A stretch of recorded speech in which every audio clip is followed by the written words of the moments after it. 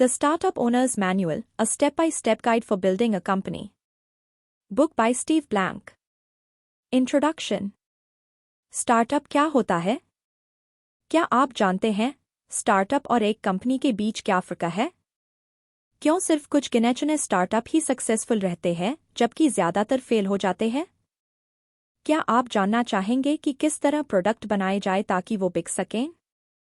अगर आप इन सारे सवालों के जवाब जानना चाहते हैं तो ये समरी आपके लिए एक परफेक्ट गाइड है। The path to disaster, a startup is not a small version of a big company. एक स्टार्टअप बिजनेस किसी बड़ी कंपनी का छोटा रूप नहीं होता है। पुराने टाइम में ज्यादातर कंपनीज कोई भी नया प्रोडक्ट बनाने के लिए और उसे मार्केट में लॉन्च करने के लिए प्रोडक्ट सेंटर्ड अप्रोच फॉलो किया करती थी। इस मॉडल में किसी जाने माने मार्केट के लिए प्रोडक्ट्स बनाए जाते थे और उन प्रोडक्ट्स के कस्टमर कौन होंगे ये पहले से तय होता था। लेकिन आज के वक्त में स्टार्टअप बिजनेस का ट्रेंड है। स्टार्टअप बिजनेस एक जुआ है। बिना किसी क्लाइंट बेस के किसी एकदम नए मार्केट में नए प्रोडक्ट्स उतारने में और एक वेल एस्टेब्लिश्ड मार्केट में प्रोडक्ट लॉन्च करने में बड़ा फर्क है। इसलिए मॉडर्न टाइम के हिसाब से एक नया इम्प्रूव्ड प्रोडक्ट इंट्रोडक्शन मॉडल एकदम फिट बैठता है। ये नया मॉडल 4 स्टेज पर बेस्ड है। पहला स्टेज है कॉन्सेप्ट स्टेज, जहां स्टार्टअप का फाउंडर अपने विजन को लेकर कुछ आइडिया सोचेगा। दूसरा स्टेज है फर्स्ट स्टेज के सारे आइडिया को ऑर्गेनाइज किया जाएगा, फिर उसके बाद टीम टास्क डिवाइड करेगी और डेवलपमेंट प्रोसेस की तरफ बढ़ेगी। थर्ड स्टेज है टीम नए प्रोडक्ट्स को टेस्ट करेगी। टीम कुछ ऐसे लोगों को चुनेगी जो उनके पहले कस्टमर्स बनकर ये चेक करेंगे कि वो प्रोडक्ट्स उनकी ज़रूरतों को पूरा करते हैं या नहीं। चौथा स्टेज है स्टार्टअप मार्केटिंग कैंपेन्स करने के बाद प्रोडक्ट्स मार्केट में लॉन्च कर देगा। चलिए इसे एक एग्जाम्पल के जरिए समझने की कोशिश करते हैं। 20वीं सदी के अंत में वेबवन नाम का एक ऐसा स्टार्टअप आया था जिसकी सफलता की उम्मीद सबको थी। ये स्टार्टअप शुरुआत से ही काफी प्रॉमिसिंग लग रहा था और इनके पास ऐसे आइडियाज थे जो उस वक्त यूनाइटेड स्टेट्स में रहने वाले सभी लोगों की लाइफस्टाइल में एक बदलाव ला सकते थे। वेबवन अपने इस नए आइडिया के लिए करीब $800 मिलियन से भी ज्यादा इन्वेस्ट करने जा रही थी और उनका गोल था इस रकम से एक $450 बिलियन की कंपनी खड़ी करने का, जिसकी वजह से कई लोगों को जिंदगी बदलने वाली थी। दरअसल वेबवन का आइडिया था ऑनलाइन डिलीवरी करने का। उन्होंने सोचा क्यों ना एक ऐसा ऐप बनाया जाए जहां कस्टमर्स सिर्फ एक क्लिक से अपनी ज़रूरत की हर चीज़ घर बैठे ऑर्डर करके मंगा सके। इस स्टार्टअप बिजनेस को अपने इस आइडिया पर इतना ज़्यादा कॉन्फिडेंस था कि वेबवन के सीईओ ने फोर्ब्स मैगजीन को इंटरव्यू में कहा कि वो लोग दुनिया को बदल कर रख देंगे। तो अपने इन्वेस्टर्स से पैसा कलेक्ट करने के बाद वेबवन ने वेयरहाउस बनाया जहां उनकी डिलीवरी वैन खड़ी रहती थी और कंपनी ने अपने बिजनेस आइडिया शेयर करने के लिए एक वेबसाइट भी बनाई। शुरू में हर किसी को ये आइडिया बड़ा पसंद आया, लेकिन 1 साल बाद ही वेबवन का दिवालिया निकल गया और बिजनेस ठप पड़ गया। दरअसल वेबवन एक बड़ी गलती ये कर रही थी कि वो ट्रेडिशन प्रोडक्ट क्रिएशन मॉडल को फॉलो कर रही थी। उन्हें अपने बिजनेस आइडिया को मार्केट में उतारने की इतनी जल्दी थी कि टेस्टिंग और मार्केट स्टडी किए बिना ही वो लोग मार्केट में कूद पड़े। उन्होंने ना तो अपने कस्टमर्स को जानने समझने की कोशिश की और ना ही कोई फीडबैक ही लिया, जिसका नतीजा ये निकला कि वेबवन 1 ही साल के अंदर बुरी तरह फेल हो गई। अगर आपके पास भी कोई बिजनेस आइडिया है, बेशक आपको लगे कि ऐसा आइडिया आज तक किसी को नहीं आया होगा, इसके बावजूद आपको सक्सेस की गारंटी नहीं मिल सकती, क्योंकि स्टार्टअप बिजनेस में कुछ भी श्योर नहीं होता। और इसीलिए बेटर यही होगा कि शुरुआत में ही धड़ाधड़ प्रोडक्शन करने के बजाय टेस्टिंग और डिमांड के हिसाब से प्लान में चेंजेस लाने के बाद ही कोई एक्शन लिया जाए। The path to the epiphany, the customer development model. सबसे बड़ी और कॉमन गलती जो सारे स्टार्टअप करते हैं कि उन्हें पता नहीं होता कि वो कौन है, यानी उन्हें खुद नहीं पता कि वो किस टाइप का बिजनेस कर रहे हैं। उन्हें लगता है कि स्टार्टअप एक कंपनी का छोटा वर्जन है, जो कि उनकी गलतफहमी है। हमने पहले के चैप्टर में पढ़ा कि स्टार्टअप एक ऐसा बिजनेस मॉडल होता है जो एक रिपीटेबल और स्केलेबल रिजल्ट अचीव करना चाहता है। हर स्टार्टअप बिजनेस 2 प्रोसेस से होकर गुजरता है। पहला, द अननोन फेज, यानी इस पीरियड में एक्सप्लोर किया जाता है और फिर हाइपोथेसिस बिल्ड की जाती है या अनुमान लगाया जाता है। दूसरा है नोन स्टेज जहां इन हाइपोथेसिस की टेस्टिंग और एग्जीक्यूशन होता है। आपका स्टार्टअप अगर एग्जीक्यूशन स्टेज पर पहुंच गया तो उसके बाद आपको प्लान और बाकी के मैनेजमेंट टूल्स की ज़रूरत पड़ती है। यहाँ आप फिर 2 प्रोसेस की ज़रूरत होगी। फर्स्ट प्रोसेस के लिए आपको कस्टमर डेवलपमेंट मॉडल चाहिए जो 4 सिंपल स्टेज के जरिए आपको अपने कस्टमर्स को समझने में हेल्प करेगा। पहला, आपको अपने कस्टमर्स ढूंढने होंगे और अपना हाइपोथेसिस टेस्ट करने के लिए कोई प्लान बनाना पड़ेगा। दूसरा, अपने कस्टमर्स को टेस्ट करके इन हाइपोथेसिस को वैलिडेट करना। तीसरा, आपको अब एग्जीक्यूशन प्लान पर एक्शन लेना है। इसके लिए आपको अपने प्रोडक्ट की मैन्युफैक्चरिंग स्टार्ट करनी होगी जिससे आपके कस्टमर्स आपके क्लाइंट्स में बदल जाए और आखिर में आता है ट्रांजिशन फेज यानी स्टार्टअप से एक कंपनी बनने तक का सफ़र। एग्जीक्यूशन के लिए आपको एक कस्टमर डेवलपमेंट मॉडल की ज़रूरत पड़ेगी। इस मॉडल में प्रोसेस लीनियर नहीं है बल्कि स्टार्टअप ऊपर बताए गए चारों स्टेप्स के चारों तरफ तब तक घूमता रहता है जब तक कि एक ऐसे बिजनेस मॉडल तक ना पहुंच जाए जो काम करे। जून 2004 में विल हार्वे को एक नया बिजनेस आइडिया आया जिसे उसने स्टीव ब्लैंक के साथ डिस्कस किया। ये दोनों दोस्त साथ में पहले भी काम कर चुके थे। स्टीव विल की पहले वाली कंपनी में एक इन्वेस्टर हुआ करते थे और विल स्टीव की वीडियो गेम कंपनी में एक इंजीनियर थे। जब स्टीव ने सुना कि विल के पास को नया बिजनेस आइडिया है तो उन्होंने डिटेल्स सुने बिना ही डायरेक्ट चेक तक रेडी कर लिया था। एक नए सोशल नेटवर्क जिसमें एक 3D अवतार बेस्ड इंस्टेंट मैसेजिंग था को लेकर विल के पास एक नया आइडिया था। विल अपनी डेवलपमेंट स्किल्स को लेकर बड़ा फेमस था। सिर्फ 15 साल की उम्र में ही उसने अपना पहला वीडियो गेम क्रिएट कर लिया था। विल ने इससे पहले भी एक ऑनलाइन रिक्रूटिंग कंपनी क्रिएट करने की कोशिश की थी।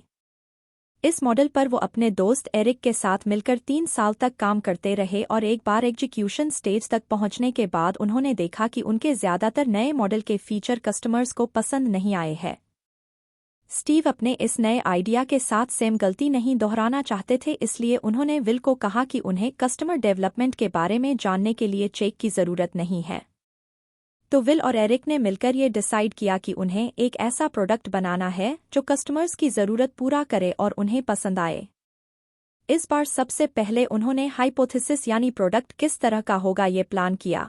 फिर अपने उस हाइपोथेसिस को टेस्ट किया, जो गलती नज़र आई उसे दूर किया और फिर सेम स्टेप्स तब तक रिपीट करते गए जब तक कि उन्हें अपना राइट प्रोडक्ट नहीं मिल गया। नतीजा ये हुआ कि विल और स्टीव ने मिलकर एक सक्सेसफुल कंपनी चलाई। The customer development manifesto. पहले चैप्टर में आपने सीखा कि कस्टमर डेवलपमेंट मॉडल इन 4 स्टेप्स को फॉलो करके स्टार्टअप की शुरुआत से लेकर एक कंपनी चलाने तक मूव होता है। और ये 4 स्टेप्स है: customer discovery, customer validation, customer creation और बिल्डिंग अ कंपनी। अब इस कस्टमर डेवलपमेंट मॉडल में एक मैनिफेस्टो है। इसमें 14 प्रिंसिपल शामिल है जो आपको सीखने होंगे और अपने बिजनेस मॉडल में अप्लाई करने होंगे। सबसे पहले, अपने स्टार्टअप के अंदर ही अंदर फैक्ट्स ढूंढने की कोशिश मत करो बल्कि मार्केट में जाकर असली कस्टमर्स को समझने की कोशिश करो। दूसरी चीज़, आप चाहते हो कि ये मॉडल काम करे तो आपको तुरंत एडजस्टमेंट करने होंगे और अगर कोई प्रॉब्लम है तो वो भी जल्द से जल्द फिक्स करने होंगे। तीसरी चीज़, ज़्यादातर स्टार्टअप्स फेल होते हैं, इसलिए अगर आप भी फेल हुए हैं तो निराश मत होना। जो प्रॉब्लम आई है उसे फिक्स करके दोबारा कोशिश करो। चौथी चीज़, एक बार आपने एक्सेप्ट कर लिया कि आप फेल हुए हैं तो उसे अपनी हार मत समझो बल्कि उससे कुछ सीखने की कोशिश करो। आपको जब तक अपना गोल अचीव नहीं होता लगातार इम्प्रूवमेंट करते रहो। पांचवी चीज़, एक मत समझना कि एक बार आपने अपना बिजनेस प्लान टेस्ट कर लिया तो आपको हर चीज़ अपने प्लान के हिसाब से मिलेगी। इसलिए डायनामिक बनो और अपने कस्टमर्स की नीड्स के बारे में सोचो। ऐसे ही किसी भी बिजनेस प्लान को फॉलो मत करो। छठी चीज़, आपको अपनी हाइपोथेसिस फील्ड यानी मार्केट में टेस्ट करनी है और अपने विजन को वैलिडेट करना है। सातवीं चीज़, ये समझ लो कि हर मार्केट अलग होती है, तो जो मार्केट आपके टारगेट में है उसी के हिसाब से आपको प्रोडक्ट भी बनाना होगा। ऐसे ही हर किसी मार्केट में आपका प्रोडक्ट नहीं चलेगा। आठवीं चीज़, कोई भी फैसला लेने से पहले हमेशा जानकारी इकट्ठा कर लो। नौवीं चीज़, अगर कोई प्रॉब्लम आती है तो तुरंत डेटा कलेक्ट करके उस इश्यू को फिक्स करो और वापस ट्रैक पर आ जाओ। 10वीं चीज़, आप जो कर रहे हो उसके लेकर आपके दिल में पैशन होना चाहिए। 11वीं चीज, एक स्टार्टअप शुरू करने और एक कंपनी खोलने में फ़र्क है। स्टार्टअप में ऐसे मेंबर्स होने चाहिए जो हर तरह के चेंज को एक्सपेक्ट कर सके और रिस्क लेने के लिए तैयार रहे। 12वीं चीज, अपने स्टार्टअप से आपको जो भी कमाई हो रही है उसे जमा करें जब तक कि आप एक रिपीटेबल और स्केलेबल बिजनेस मॉडल ना डेवलप कर ले, उसके बाद ही आप स्टार्टअप के पैसे को हाथ लगा सकते हैं। 13वीं चीज, जो भी आपको फील्ड में सीखने को मिले उसे अपनी पूरी टीम से ज़रूर शेयर करें। और आखिर में इस बात को एक्सपेक्ट कर ले कि कस्टमर डेवलपमेंट मॉडल एक ट्रेडिशनल मॉडल से अलग होता है। बजाय इसके कि आप डायरेक्ट एक ऐसा प्रोडक्ट बना ले जिसकी आपको ज़रूरत नहीं है, बेहतर यही होगा कि आप प्रोसेस के हिसाब से चले। इस चैप्टर में हम आपको एक सटीक और छोटा सा एग्जाम्पल देना चाहेंगे जो ग्रुपॉन कंपनी के बारे में है। इस कंपनी की शुरुआत द पॉइंट से हुई थी। ये एक सोशल मीडिया प्लेटफॉर्म था जो कभी सुबह का उजाला नहीं देख पाया। कंपनी का दिवालिया निकलने जा रहा था कि अचानक कंपनी एक ड्रामेटिक चेंज लेकर आई। सेम बिजनेस मॉडल फॉलो करने के बजाय द पॉइंट ने कुछ रूल्स फॉलो करने की कोशिश की जो हमने अभी आपसे शेयर किए थे। इसका नतीजा ये निकला कि उन्होंने कुछ ऐसा क्रिएट कर दिया जिसे आज हम बंडल परचेज बोलते हैं, जैसे एक के साथ एक पिज्जा फ्री वाला ऑफर। इस चेंज की वजह से उनके पहले 20 कस्टमर्स बने और यही से उनकी एक $12 बिलियन की कंपनी बनने की शुरुआत हुई जिसे ग्रुपॉन कहा जाता है। ये कंपनी बुरी तरह फेल हो गई थी पर अपनी हार से काफ़ी कुछ सीख कर कंपनी बाउंस बैक हुई और दुनिया के सामने एक मिसाल कायम की। An introduction to customer discovery. Customer development model में हमने सीखा कि किसी भी स्टार्टअप बिजनेस का पहला स्टेप है कस्टमर डिस्कवरी स्टेप, जो हमें फॉलो करना चाहिए। इस चैप्टर में हम इस स्टेप को और भी डिटेल से समझाने की कोशिश करेंगे। ये तो आप जानते ही हैं कि हर बिजनेस की शुरुआत एक आइडिया से होती है। आमतौर पर किसी भी कंपनी का फाउंडर अपने माइंड में एक प्रोडक्ट का विजन लेकर चलता है। फिर वो एक प्लान बनाता है कि उस विजन को कैसे अचीव करना है।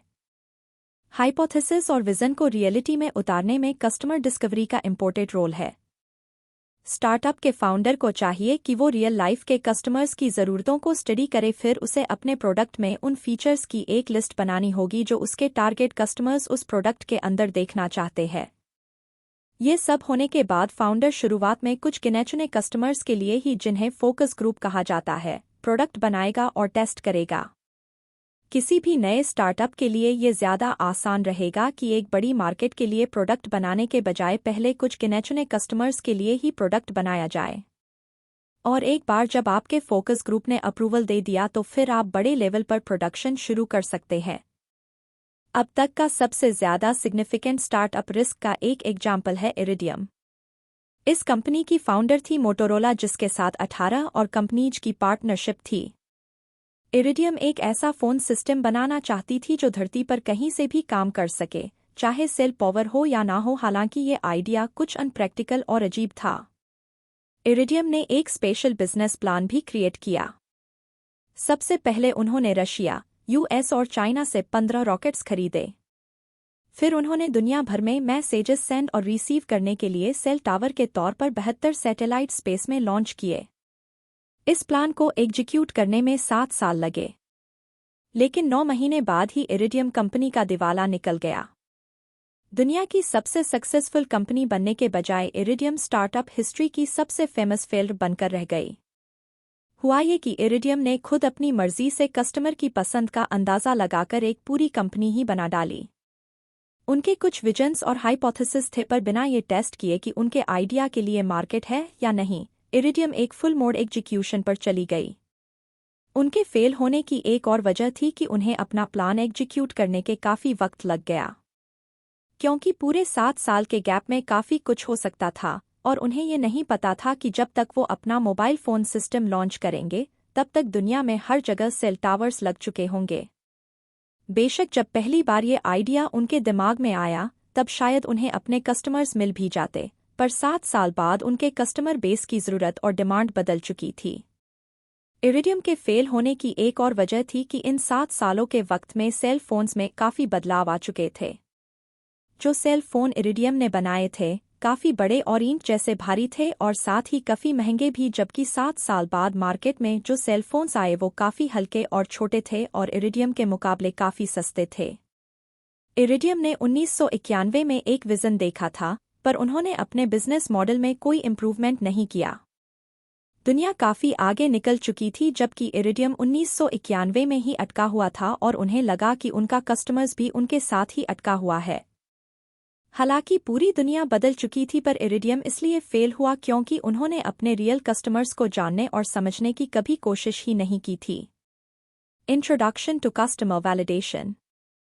पहले सेल्स पर्सन हर सेल के हिसाब से किसी प्रोडक्ट की क्वालिटी डिसाइड करते थे। कंपनी सेल्स स्ट्रेटेजी प्लान करने के लिए सेल्स टीम हायर करती थी और बिना चेक किए कि उनके प्रोडक्ट की मार्केट है भी या नहीं, प्लान फॉलो करने लग जाती थी। लेकिन स्टार्टअप बिजनेस अलग है। इससे पहले कि आप एक सेल्स प्लान बनाएं, आपको कस्टमर वैलिडेशन स्टेप फॉलो करना होगा। मान लो आपने डायरेक्ट प्रोडक्ट बनाकर बेचना शुरू कर दिया और बाद में पता चला कि किसी को आपका प्रोडक्ट पसंद ही नहीं आया। कस्टमर वैलिडेशन स्टेज में आप जैसे ही इम्प्लीमेंटेशन स्टार्ट करते हो, उससे पहले आपको अपने बिजनेस मॉडल की हर डिटेल टेस्ट करनी पड़ेगी। जैसे आपने कोई ऐप डेवलप किया, तो जितना जल्दी हो सके पहले ये टेस्ट करो कि कस्टमर्स आपके ऐप को क्या रिस्पॉन्स दे रहे हैं। आपका गोल शुरुआत में ही ज़्यादा से ज़्यादा कस्टमर्स बनाना नहीं है, बल्कि एक रिपीटेबल और स्केलेबल सेल्स प्लान है जो आपके बिजनेस मॉडल की तरह काम कर सके। एक बार अपने ये सेल्स प्लान डिसाइड कर लिया तो फिर आप अपने प्रोडक्ट में और भी फीचर्स जोड़ सकते हो या फिर कोई एक और न्यू प्रोडक्ट भी बना सकते हो। 1990 में ई.पिफनी के फाउंडर को एक आइडिया आया था। उस समय ज़्यादातर सॉफ्टवेयर कंपनीज लगभग हर एक चीज़ को ऑटोमेट बनाने में लगी हुई थी। जैसे एग्जाम्पल के लिए startup sale processes, network security और यहाँ तक कि वाइन सेलर इन्वेंट्रीज को भी ऑटोमेट करने की कोशिश कर रही थी। और तभी ई.पिफनी के फाउंडर को एक ऐसा सॉफ्टवेयर क्रिएट करने का आइडिया आया जो मार्केटिंग प्रोसेसेस को कंपनीज के लिए ऑटोमेट बना सके। टीम ने आपस में आइडिया डिस्कस किया और उन्होंने एक ऐसा प्रोडक्ट बनाया जो उनके फाउंडर के विजन पर बेस्ड था। अब क्योंकि उन्होंने पहले अपने कस्टमर्स की ज़रूरतों को समझने की कोशिश नहीं की, तो उनकी पहली कोशिश बुरी तरह से फेल हुई। 90 के दौरान ई.पिफनी के सॉफ्टवेयर डेवलपमेंट में कोई इश्यू आ गया। हर एक डिपार्टमेंट सिर्फ अपने ही डिपार्टमेंट से कलेक्ट किए हुए डेटा पर काम कर रहा था। जैसे सेल्स सॉफ्टवेयर के पास सिर्फ सेल्स टीम का डेटा था और फाइनेंस सॉफ्टवेयर के पास सिर्फ फाइनेंस टीम का डेटा था। अब इन डिपार्टमेंट्स का आपस में कोई रिलेशन नहीं था, तो जो भी सॉफ्टवेयर तब बनाया गया परफॉर्मेंस और क्वालिटी में काफ़ी लिमिटेड थे। इससे वो प्रोसेसेस जहां 2 या 3 डिपार्टमेंट्स के बीच का डेटा इंक्लूड होता था, काफ़ी कॉम्प्लेक्स हो गए, जिसमें काफ़ी वक्त लग जाता था और ये बिल्कुल भी आसान भी नहीं था। ई.पिफनी ने इस प्रॉब्लम के सॉल्यूशन के तौर पर एक वेब ब्राउज़र क्रिएट किया जो टीम्स को काम में हेल्प कर सकता था और इस ब्राउज़र की हेल्प से कभी भी और कहीं से भी कोई प्रोसेस किया जा सकता था। इस सॉफ्टवेयर का मेन पर्पज था कि कंपनीज को एक बड़ा कस्टमर बेस और बहुत सारे टूल्स प्रोवाइड करना, जिससे सारे डेटाज प्रोसेस करके आसानी से मार्केटिंग कैंपेन क्रिएट की जा सके। फिर ई.पिफनी ने अपना ये आइडिया बाकी कंपनीज के साथ भी शेयर किया और इनमें से कुछ कंपनीज ने सबसे पहले उन्हें प्रोडक्ट खरीदे। और इन फर्स्ट कस्टमर्स के साथ जब फर्स्ट डेमो शेयर किया गया, तब ई.पिफनी ने ये कहते हुए सॉफ्टवेयर रिजेक्ट कर दिया कि इसमें अभी कुछ फीचर्स मिसिंग है। ई.पिफनी ने लेकिन हार नहीं मानी, बल्कि वो अपना प्रोडक्ट अपने पहले कस्टमर्स के हिसाब से तब तक इम्प्रूव करते रहे जब तक कि उन्होंने अपनी फर्स्ट सेल नहीं कर ली। अगर इस कंपनी ने टेस्टिंग और ज़रूरी चेंजेस लाने के कस्टमर वैलिडेशन प्रोसेस फॉलो नहीं किए होते, तो ई.पिफनी कभी ऐसा प्रोडक्ट बनाने में कामयाब नहीं हो पाती जिसकी हर कंपनी को ज़रूरत थी। Customer validation, the toughest questions of all, pivot और प्रोसीड। सबसे क्रिटिकल कस्टमर वैलिडेशन फेज है ये पता करना कि क्या आपका आइडिया या प्रोडक्ट के रिपीटेबल और स्केलेबल बिजनेस प्लान क्रिएट कर पाएगा या नहीं। इस पर और पैसा खर्च करने से पहले या और ज़्यादा कस्टमर्स बनाने से पहले आपको ये सवाल खुद से पूछना होगा। क्या आपका प्रोडक्ट इस लायक है? क्या उस पर इतनी मेहनत की जा सकती है? क्या आप एक सक्सेसफुल कंपनी बना पाएंगे या नहीं? इन सवालों के जवाब जानने के लिए उन सारे डेटाज को चेक करो जो आपको स्टार्टिंग फेज में किए गए टेस्ट से मिले थे। क्योंकि अब तक आपके पास का इतना डेटा जमा हो गया होगा कि आपको समझ नहीं आ रहा होगा कि इसे हैंडल कैसे करें। तो डेटा को स्टडी करने का सबसे बेस्ट तरीका है कि आप और आपकी टीम उसे देखे और पढ़े। यहाँ ऑथर हमें एक वार रूम क्रिएट करने का सुझाव देते हैं, यानी एक खाली कमरा जहां आप अपना सारा डेटा स्टोर करके रख सको और अपने हर एक टीम मेंबर को एक खास टाइप का डेटा स्टडी करने के लिए बोलो। जब हर चीज़ ऑर्गेनाइज और विजिबल हो जाएगी तो फिर मार्केट साइज, कॉस्ट और कस्टमर फीडबैक जैसे सवालों के जवाब ढूंढने में आसानी रहेगी। इन स्टेप्स को फॉलो करके आपको जो जवाब मिलेंगे वो एक्चुअल फैक्ट्स पर बेस्ड होंगे, ना कि अंदाजे पर। इससे आपके लिए डिसाइड करना आसान हो जाएगा कि अपने प्लान के हिसाब से आगे बढ़ा जाए या कुछ नए बदलाव लाए जाए। जैसे एग्जाम्पल के लिए, मान लो आपको कोई मोबाइल ऐप बड़ा अच्छा लगा और आपने उसे अपनी टीम या दोस्तों के साथ डिस्कस किया। ठीक ऐसे ही आपको एक क्लियर विजन सेट करना है ताकि आपको अपने मनपसंद कस्टमर मिल सके। आपने अपने मोबाइल ऐप का फर्स्ट डेमो क्रिएट करके अपने कुछ कस्टमर्स से शेयर करते हो जिन्हें आपका ऐप अच्छा लगता है।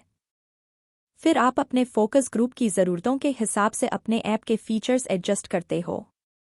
अब आपके पास कई सारे हाइपोथेसिस हैं जिन्हें आपको वैलिडेट करना है ताकि आपको ये पता लग सके कि आपको प्लान के हिसाब से चलना चाहिए या फिर कुछ और इम्प्रूवमेंट्स लाने होंगे। आमतौर पर हर ऐप डेवलपर के पास 3 मेन हाइपोथेसिस होते हैं जिन्हें उसे वैलिडेट करना होता है। सबसे पहले आपको ये वैलिडेट करना होगा कि आपका ऐप ज़्यादा से ज़्यादा लोगों को अट्रैक्ट करता रहेगा या नहीं, और इस हाइपोथेसिस को आप इस सवाल का जवाब देकर वैलिडेट कर सकते हैं, क्या ये ऐप अभी भी पहले की तरह लोगों को पसंद आ रहा है या लोगों का इंटरेस्ट कम हो गया है। दूसरी बात, आपको ये वैलिडेट करना है कि क्या आपके क्लाइंट्स तब भी आपके साथ जुड़े रहेंगे जब आप अपने प्रोडक्ट के दाम बढ़ाएंगे। तीसरी बात, आपको ये वैलिडेट करना है कि आपका कस्टमर बेस बढ़ा है या नहीं। इस हाइपोथेसिस को कंफर्म करने के लिए इन सवालों के जवाब ढूंढो। क्या आपके करंट कस्टमर्स न्यू कस्टमर्स को आपका ऐप रेकमेंड कर रहे हैं? क्या आपके कस्टमर्स रेगुलर आपका ऐप देखते हैं या सारा वक्त एक्टिव रहते हैं? अब मान लो कि आप वॉर रूम टेक्निक यूज करके अब तक अपना डेटा ऑर्गेनाइज नहीं कर पाए, तो इन सवालों का जवाब आप सिर्फ अंदाजे से दे सकते हो। अब जाहिर है कि ये कोई इफेक्टिव तरीका तो है नहीं ये जानने के लिए कि आपका बिजनेस मॉडल काम करेगा या नहीं। वॉर रूम टेक्निक यूज करने से और फैक्ट्स यूज करके ये डिसाइड करने से कि प्लान के हिसाब से आगे बढ़ा जाए या नहीं, आप फ्यूचर में होने वाली गलतियों से बच सकते हैं और ऐसा प्रोडक्ट बना सकते हैं जो आपके टारगेट कस्टमर्स को लुभा पाए। याद रहे, आपको एक रिपीटेबल और स्केलेबल बिजनेस मॉडल चाहिए ताकि आपका स्टार्टअप एक ऊंची उड़ान भरने में कामयाब रहे। कंक्लूजन, स्टार्टअप बिजनेस की दुनिया का नया ट्रेंड है। आज के टाइम में कई सारे लोग अपनी रूटीन घिसी-पिटी जॉब छोड़कर अपना खुद का बिजनेस स्टार्ट करने की सोच रहे हैं। लेकिन वो बिजनेस इसलिए नहीं करना चाहते क्योंकि वो रिस्क लेने से डरते हैं। स्टीव ब्लैंक एक सक्सेसफुल एंटरप्रेन्योर है। अपने खुद के अनुभवों से सीखकर उन्होंने ये किताब लिखी है जो एक स्टार्टअप बिजनेस शुरू करने में आपकी मदद कर सकती है। आप भी अगर खुद का बिजनेस शुरू करने की सोच रहे हैं तो सबसे पहले आपको एक बिजनेस प्लान बनाना होगा जिसे बार बार रिपीट और डेवलप किया जा सके, क्योंकि हर स्टार्टअप का मेन गोल यही होता है।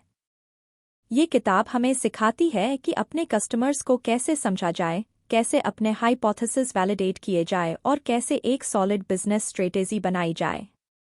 तो एक नए स्टार्टअप फाउंडर के तौर पर आप क्या कर रहे हैं? ये फेज काफी एक्साइटिंग होता है, खासकर तब जब आपका ये पहला बिजनेस वेंचर हो, लेकिन जल्दबाजी मत कीजिए, एक एक स्टेप करके चलिए। अगर फेल भी हुए तो कोई बात नहीं, फिर से कोशिश कीजिए। जब तक सक्सेस नहीं मिलती कोशिश करते रहिए। आपकी हर गलती एक सबक है, हर दिन एक नया प्रोसेस एंजॉय कीजिए। फिर देखिए जल्दी ही सफलता आपके कदम चूमेगी।